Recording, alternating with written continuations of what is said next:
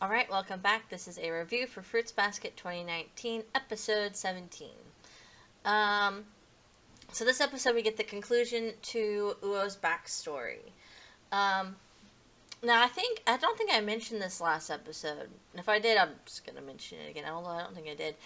Uh, it's actually nice to actually be able to get the entirety of Uo's backstory, because if I remember correctly, in the 2001 anime, and I don't remember which episode it was. It was either when Uo and Hana first come to visit the house, or it was during Kyoko's grave, the first visit.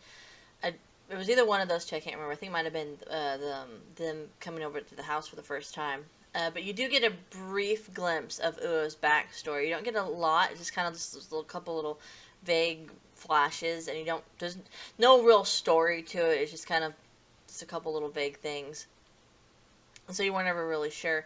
So it's actually nice to actually have gotten the entirety of Uo's backstory this time around, which is really great and it's fun. Anyway, so this episode starts out with Uo getting beaten up and then running away from some older Yankee girls, where then she runs into Toru, and Toru, immediately seeing the situation, just grabs Uo and they run and drags her back, and you could say, or pulls her, I should say, to her and her mom's apartment. And, it was just kind of there, just like, whatever, she's, okay, fine, she's just kind of chilling out, and as she sits there, just kind of taking in the environment around her, and just kind of the normalness of everyday life, she finally comes to the realization, or she really starting to understand that maybe this is what she was seeking this entire time, that, having a normal life is something that, even though she was running away from it initially, that she rebelled against having this sort of life, that she actually has been craving it for a long time. Which we get a little bit, we kind of loop back into that later with Kyoko's conversation with her. But she realizes that maybe she's just been lonely this entire time with, with her mom kind of leaving, with her mom leaving when she was young, and then her dad kind of turning to alcohol in order to cope with it, and so she just kind of, and then probably didn't help that because of that she turned to kind of being more in a delinquent, which probably didn't help him anymore either. But I mean, there was just cause and effect. There was just lots of just circular. Anyway, where one thing would cause another, and so on, and anyway, but she's kind of realizing that maybe she's just been lonely this entire time, and that she's been wanting a place like this to hang out at. And she, and what ends up happening afterwards is, is that then it cuts back to current time, and they get up to leave, and the other little gang girls show up, and they're trying to pick a fight with Uo, and Uo is just ignoring them. And of course, Uo thinks to herself, I probably shouldn't tell the rest of the story to them, because it's kind of embarrassing what the rest of her backstory is. And of course, but as they're leaving, she kind of just wanders. She kind of just gets lost in thought, and you find out the rest of her backstory, which is, she pretty much continued to go over to Toru and Kyoko's apartment. She visited them a lot. In a lot of ways, Kyoko pretty much kind of became a surrogate mother to Uo. And it obviously was able to relate to her in a lot of ways, because they both were Yankees, or at least Kyoko was a former one. So they were able to relate to each other, or at least Uo was definitely able to relate a lot to Kyoko, and I'd say vice versa as well. And they got closer together, and of course Uo would come over a lot, even after being beaten up and whatnot, and Kyoko wouldn't, reprimand her or anything about that. She would just invite her in and say, come on in, and take care of her and whatnot.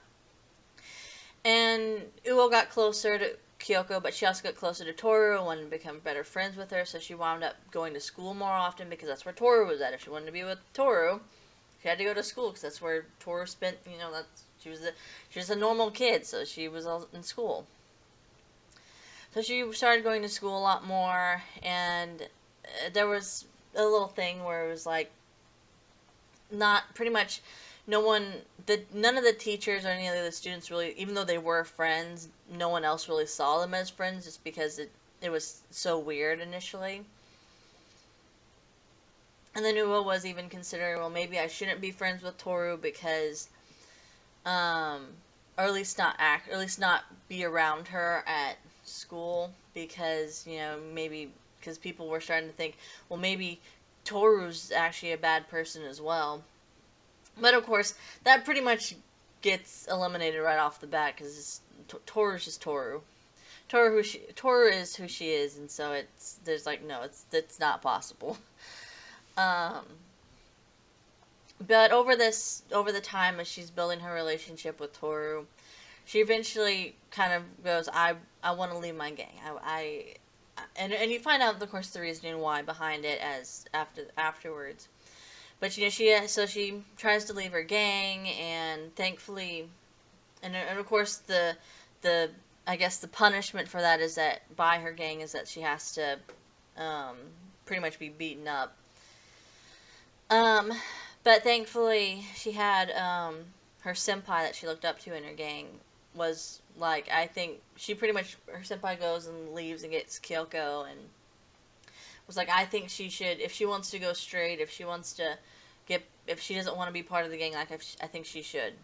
And that's her decision. She shouldn't be punished for it. And so Kyoko comes up and saves her.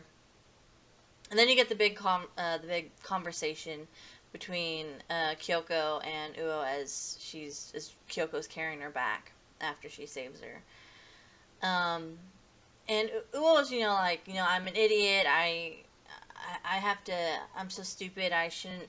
I have to get beaten up. I have to hurt myself in order to get things through my head, in order to understand things. And Kyoko's like, yeah, no, that's. I mean, it's not for everyone, but that is normal for a lot of people. Where sometimes you have to learn the hard way about stuff. You can't just be told, no, don't do that. That's bad for you. Sometimes you just got to learn the hard way that, yeah, that is bad for you. You shouldn't be doing those things. But she then encourages, and this is one of the great things about Fruits Basket, is that she doesn't just tell her, yeah, you're kind of dumb for doing what you did, but then Kyoko comes back and she encourages her and says, listen, yeah, and this relates back to what I was saying earlier, that Uo was, she says, you in a sense were pure, and you rebelled against that purity that you had.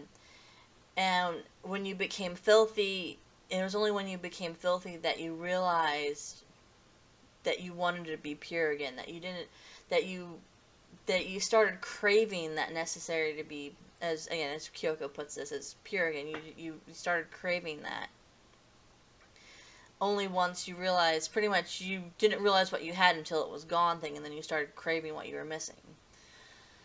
And as she says, you can't experience the darkness without having experienced the light, or you don't know what pain or cruelty feels like until you know what kindness feels like. And that in both cases, both pain and cruelty, good and evil, light and darkness, none of them should be underestimated. You should never underestimate any of them. But they both also work together in that you have to understand one to understand the other. You have to understand the darkness to understand the light. You have to understand gentleness to understand, or kindness to understand cruelty, or cruelty to understand kindness. It works both ways. And it's actually something that's very true with two of the characters in particular. This is something for way later on, so I'm not really going to get into it.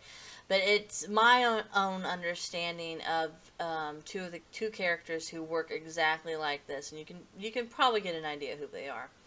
in Fruits Basket, to where in order for me, especially when as I grew up reading this series, it took me to understand when I finally understood what this one character was like. I then almost instantly understood why the other character was who they were as well. You have to understand both sides in order to um, be able to move and be able to really understand the world in a lot of ways and be able to have courage and strengthen yourself. Um, but she encourages her, and then Uo was like, the reason why she wanted to leave her gang was that she wanted to be Toru's best friend. She wanted to be someone that Toru could be proud to stand by and be with. And of course, that's what ends up happening. She does become one of Toru's best friends, and you also see that, and then of course time skips forward a little bit, and then see that it wasn't just Toru who was affected by her mother's death. It was, in fact, you actually get to see the effect that Kyoko's death had on Uo, because you see, because she says Kyoko's death affected her as well, because now the little apartment that she would always visit with Toru and Kyoko in it, where the light was on, it's not there anymore. It's gone, and that it emotionally hurt her as well. It wasn't just because you'll sometimes get a lot of anime series where, like, unless they're like a love interest, typically the death of a character's parent or parents isn't really that played up much, or it's like, oh, it doesn't really have effect on any of the other characters, unless it's like maybe a love interest to the main character. But in this case, it's no, she was just her friend, and she had a really strong bond with her friend's mother as well. Um, let's see, and then of course the episode, it flashes back to the present time, and there's the goofy scene with Hana holding off the Yankee girls. It's hilarious. And then of course Uo comes up, and she talks to them and is like, hey, look, if you just want to be scolded, I can do that for you, but you better stop doing what you're doing before it gets any serious than it is now, because you guys could get in some pretty you're treading on some pretty dangerous territory, trying to start up a gang and whatnot. And then of course and this is where you get the very ending scene in as well, at the after credit scene, where it's like they're idolizing her, and that's what happens. They wind up kind of idolizing Uo, just very similar to how Uo idolized Kyoko, but in a new light, not in the idolized her as in she was some kind of symbol, and they didn't really know her. This was they actually kind of understood. In this case, it was Uo actually understood Kyoko, and such. She idolized her in a new way, and the same with these girls, and that it wasn't just like, oh, Uo was it. They initially thought of Uo as just, oh, this big tough Yankee girl, or former Yankee girl, but now they idolize her, and wow, she actually has more character than that. She's actually this really amazing person. That's really about it in terms of episode. Listen, I know a lot of people are going, especially if you've only ever seen, if you've never seen the series, or maybe you'll know a little bit of what I'm about to say if you've seen the 2001 version. But if you think this is like the emotional peak of Fruits Basket, as high as it can get, no. You're just barely getting there, because there is a lot. Fruits Basket is a lot like this. It just keeps getting better with its emotion, at how emotionally impactful it can be. But other than that, that's really about it. Next episode, I cannot wait for, because it has one of the cutest characters ever, and who just needs to be hugged so much and loved upon so much. Cannot wait. Anyway, but that's really about it. So, thanks for watching, and bye for now.